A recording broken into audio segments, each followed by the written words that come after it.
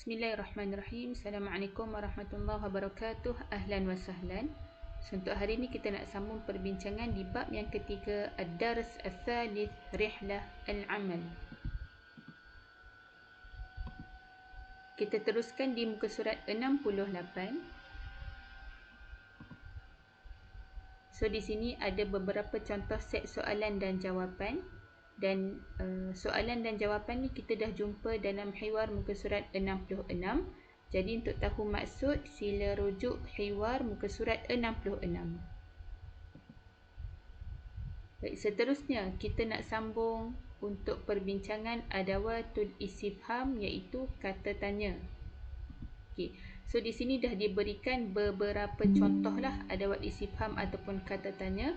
So di sini kita ada ma, apa, ma raqmu maq'adika, apa number seat kamu, madza, apa, madza taf'al fi Lubnan, apa yang kamu buat di Lubnan, limadza, kenapa, limadza tusafir ilal Imarat, kenapa kamu melancong ke Emirates, man, siapa, man satusafir ilal Urdun, siapa yang akan melancong ke Jordan, aina, di mana, aina maktab tasjil al-wusul, di mana kaunter check-in, kam, berapa, kam rakiban alamatan at-ta'irah, berapa penumpang dalam kapal terbang, kaifa, bagaimana, kaifa yumkinuni musa'adatuka, bagaimana saya boleh bantu kamu, hal, adakah, hal tahtaj ila syai'in akhar, adakah kamu perlukan apa-apa lagi,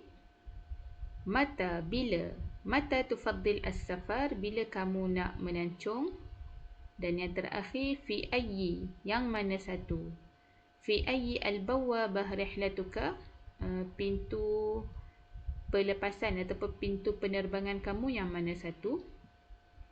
So di sini kita fokuskan pada perbezaan ma dan madza. Kedua-duanya bermaksud apa, cuma penggunaan dalam ayat berbezalah.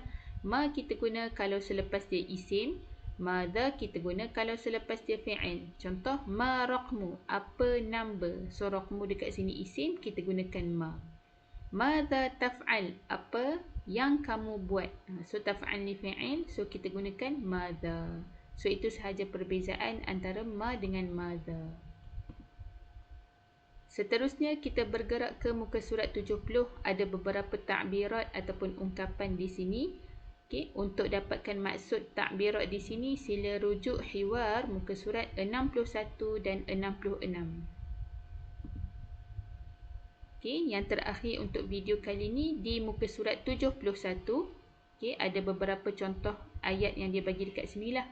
Madza af'al alamatan at-ta'irah, apa yang saya buat atas kapal terbang. So ada 6 perbuatan, contoh perbuatan di sini. Yang pertama, artadi hizam al-aman, saya pakai seat belt. Yang kedua, ughliq al-hatif wal-ajhizah al-elektroniyah, saya matikan telefon dan peranti elektronik. La udakhin dakhil at-ta'irah, saya tak merokok di dalam kapal terbang.